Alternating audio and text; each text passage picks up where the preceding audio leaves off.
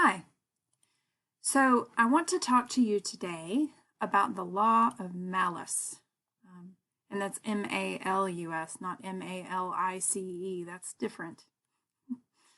So I asked you to watch some videos by Kevin Claytor and UCLA's Physics and Astronomy Department on the polarization of light. And those videos have some really nice demos and things like that, and do a good job of explaining what the polarization of light is. So I'm not going to spend too much time on that in this video. I'm going to refer you back to those, and I'm just going to show you some real basic stuff and then get into how to deal with polarization of light mathematically via the law of Malus. But to recap really quickly, the direction of polarization of light is defined as the direction that the electric field vector points. In this particular little photon here, it's polarized in the y plane. Now, of course, unpolarized light has light polarized in all kinds of directions, okay? So it might be something like what you see here, where the electric field vector could point in any direction from 0 to 2 pi as you walk all the way around that circle. And that's an unpolarized light wave. And of course, if you've got it polarized in just one direction like this, then that's linear polarization. And then we call the plane in which the light is polarized the plane of polarization.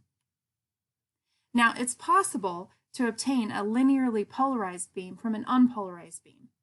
And you can do that intentionally by removing all the waves from the beam except those whose electric field vectors oscillate in a single plane. There's different ways to do this.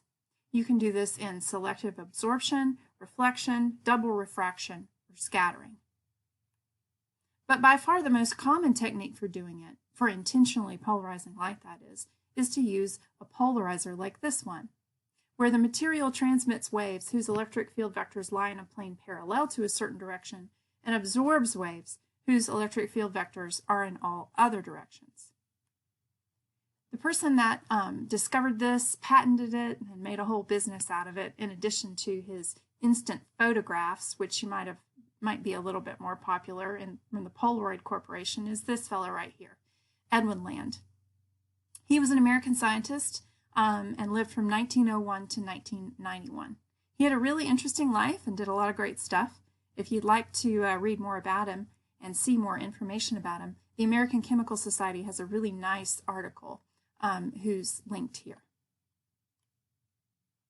So it's really common to refer to the direction perpendicular to the molecular chains as the transmission axis. So what happens, of course, in the polarizer is that light enters and you have a molecule, and if the direction of the molecule chain is the same as the direction of the light, then that's absorbed. But if the light's perpendicular to the molecular chain, then it's transmitted. Now, in an ideal polarizer, all light with the electric field parallel to their transmission axis is transmitted. Of course, very few polarizers are perfectly ideal. And all light with the electric field perpendicular to the transmission axis is absorbed. Now, the mathematics behind it and how you figure out what intensity of light is transmitted is described by the law of Malus. So, to define it, if you have an initially polarized beam with an intensity I max that enters the polarizer, and it's at some angle theta with respect to the transmission axis, then the amount transmitted, which will be called I, is equal to I max times the cosine squared of theta. Okay? So yet again, I is the amount that's let through. I max is the intensity of an already polarized wave incident on the polarizer with an angle theta with respect to the polarization axis. Okay. And of course, since it's proportional to cosine squared, the intensity of the transmitted beam is a maximum when the transmission axes are parallel at 0 or 180 degrees. And the intensity is 0 when the transmission axes are perpendicular to one another, because, of course, cosine of 90 degrees is 0. Then you have complete absorption. So here's a picture of that, but hopefully in the other videos I linked, you saw some much cooler demos than this one. But here you have two polarizers, and the polarizing axes are parallel to one another, and so you can see that most of the light gets through. But if you rotate, and as you rotate and change that angle, then more and more of the light is blocked. until when you reach an angle of 90 degrees, all of the light is blocked. Now, we talked about in the Law of Malus what happens when you have an initially polarized beam entering and going through a polarizer. But what happens if you have light that's initially unpolarized and it goes through one polarizer? How much light is transmitted then? If you've seen the demos, then you know that when you hold a polarizer up to unpolarized light, it looks grayer, right? So a good fraction of the light is getting blocked, okay? Or it wouldn't look like that. So how much of that light is getting blocked? Well, to do that, we're going to find the average intensity, because what's happening is that when it initially enters through that polarizer, of course, all angles of polarization of the electric field vector are possible, all right? So what you need to do is then find the average angle that the light has with respect to the polarization axis. And if you do that, then you can figure out what fraction of the intensity will be blocked. Now, mathematically, the way to find the average of any function, f of t, is equal to 1 over the interval of the period times the integral over the whole period 0 to t, f of t dt. So this is completely generic, okay? This is a generic function f, a function of some variable little t, and then the period over which we're looking for the average is big T, okay? So this is how you would find it. F of little t is equal to the average value of f of little t.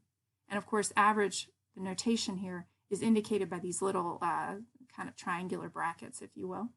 And then that's equal to 1 over big T times the integral from 0 to big T of f of t dt. So that's how you find an average. So let's do that using our Law of Malus. So the amount that would be transmitted through some initial intensity of light, I naught, which is initially unpolarized, we're trying to find the average over all the angles. So over all possible angles, that would be from 0 to 2 pi. So that means that from my previous, right, big T would be 2 pi. So here we have I naught over 2 pi, and then we're integrating over the whole range from 0 to 2 pi of cosine squared theta d theta. Now I'm going to use a trig identity for cosine squared to make it easier to integrate. The cosine squared of theta is equal to 1/2 plus 1/2 cosine of 2 theta. Using that trig identity and plugging it in, I have I naught over 2 pi is equal to, or times the integral of 0 to 2 pi of 1/2 plus 1/2 cosine of 2 theta d theta. Well, when I integrate the 1/2 part, that gives me 1/2 of theta. And when I integrate 1/2 cosine of 2 theta, I get 1/4 sine of 2 theta. So I then have to evaluate I naught over 2 pi times 1/2 theta plus 1/4 sine of 2 theta. I then evaluate that from 0 to 2 pi over my range. Okay, so the first term, 1/2 of theta, when I evaluate that from 0 to 2 pi, I would get 2 pi.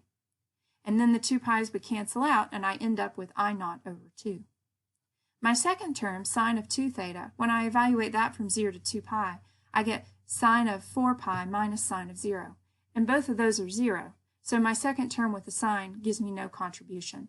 So that means that if I have a beam which is initially unpolarized, incident on a polarizer, then the amount of the intensity that's transmitted, the initial intensity, is half. Okay?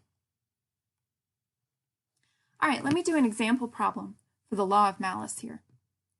You might have seen the demo where they have 3 polarizers, right? Well, so first they take one polarizer, they have a light source, and they put a polarizer. You see it looks a little grayer. And then they take a second polarizer, whose axis is 90 degrees with respect to the first, and show that all the light is blocked. And then they have a wow moment, where they take a third polarizer, that's angle is 45 degrees with respect to either of the other 2 polarizers, and put it in the middle. And all of a sudden, the light comes back. So how does that work mathematically, right? How much of that light would be transmitted through? Of course, if you just have the 2 polarizers, and their axes are at 90 degrees with respect to one another, then when the light comes through the second polarizer, you've got the cosine squared of 90 degrees. Well, the cosine of 90 degrees is 0, so none of the light makes through. But what happens when you put that third polarizer in? Okay, you have your light going through that first polarizer. The light is initially unpolarized, and then when it passes through the first polarizer, half the intensity is lost right away. I already showed you that. Now, the light passes through that second polarizer. The second polarizer is at 45 degrees with respect to the first. So the intensity that makes it through the second polarizer would be the intensity, first of all, incident on that second polarizer, which would be 1/2 I theta, or I naught, 1/2 I naught, and then times the cosine squared of 45 degrees. The cosine squared of 45 degrees is 1/2. So you'd have 1/2 times I naught times 1/2, or 1/4 I naught. So 1/4 of the light will make it through that second polarizer. Now the light is going to pass through yet another polarizer, a third filter, right? And that one will be rotated with 45 degrees with respect to the second. So you have the intensity of light incident on the third polarizer, which would be 1/4 I naught, times cosine squared of 45 degrees again. The cosine squared of 45 degrees is 1/2 again. And so now you have 1/4 I naught times 1/2, which is 1/8 I naught. So you can see that a lot of the light is lost. It's only about 1/8 of the initial intensity. But it's more than if you didn't have that polarizer in between the first and the second polarizer. If you didn't have that polarizer in between, none of it would make it through. But when you stick that third one in between at 45 degrees with respect to the other two, then some of it makes it through. Okay, I hope you enjoyed that and understood it, and I'll see you around.